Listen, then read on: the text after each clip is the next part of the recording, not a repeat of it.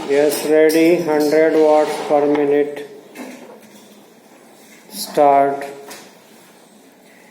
मैं वित्त मंत्री की कठिनाई को समझ सकता हूँ। विकास की आवश्यकता अधिक धन की मांग करती है। राज्य सरकारें अधिक टैक्स लगाने के लिए तैयार नहीं हैं। वे केंद्र से कर्जा लेकर अपना काम चलाना चाहती हैं। वहाँ कोई वित्तीय अनुशासन नहीं है। यह सारा बोझा केंद्र को उठाना पड़ेगा और केंद्रीय सरकार कठिनाई में पड़ेगी। इसलिए मैं समझता और सुझाव को दोहराना चाहता हूँ कि राज्यों को इस संबंध में निर्देश दिया जाना चाहिए। संविधान के अंतर्गत केंद्र इन राज्यों को निर्देश दे सकता है कि वह अपने साधनों के अंतर्गत अपने खर्च को चलाएं। केंद्र के कर्ज पर निर्भर नहीं रहना चाहिए।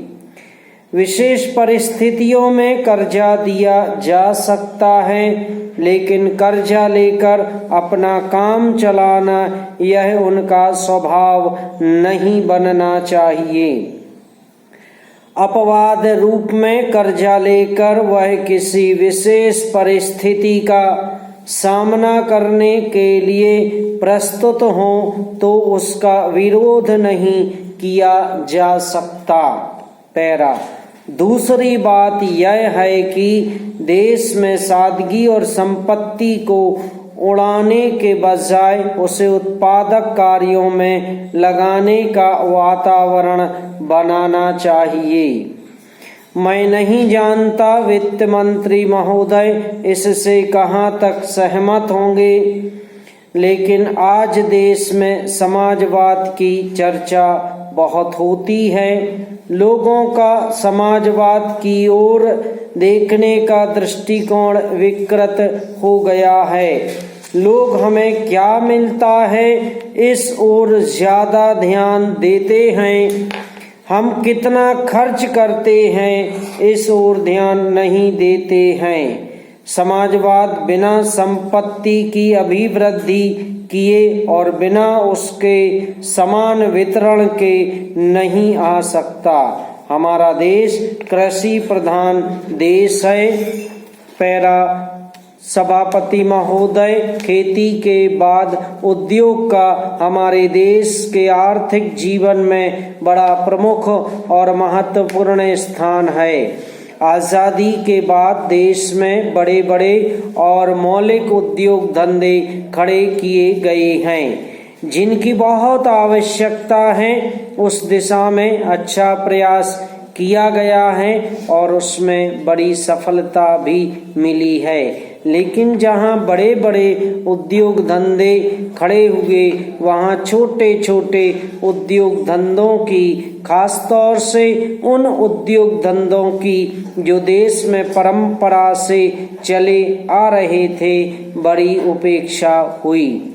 बहुत से उद्योग धंधे अपने पुराने ढंग से चले आ रहे हैं। उनमें कोई नया परिवर्तन नहीं लाया जा सकता है। उनका कोई विकास नहीं हो सकता है। देश की स्थिति को देखते हुए खासतौर से ग्रामीण क्षेत्रों में कौन से नए उद्योग धंधे खड़े किए जा सकते हैं, इस बारे में कोई अनुसंधान नहीं किया गया है। खादी और ग्रामोद्योग स्थापित किया गया और उसने खादी और कुछ ग्रामीण उद्योग धंधों को लिया, लेकिन उसकी भी कुछ सीमाएं हैं। पैरा। बहुत से उद्योग धंधे ऐसे हैं जिनको प्रोत्साहन दिया जाना चाहिए था, लेकिन प्रोत्साहन देना तो दूर रहा, ऐसी नीति अपनाई गई कि उनके काम में बाधा पैदा हुई और उनमें बहुत से टूट गए। इसका परिणाम यह हुआ है कि एक तरफ तो हमने दिखाने के लिए बड़े बड़े कल कारखाने खड़े किए हैं, लेकिन दूसरी तरफ बेकारों की संख्या बढ़ती गई है। आज यह समस्या एक भीषण रूप में हमारे सामने है।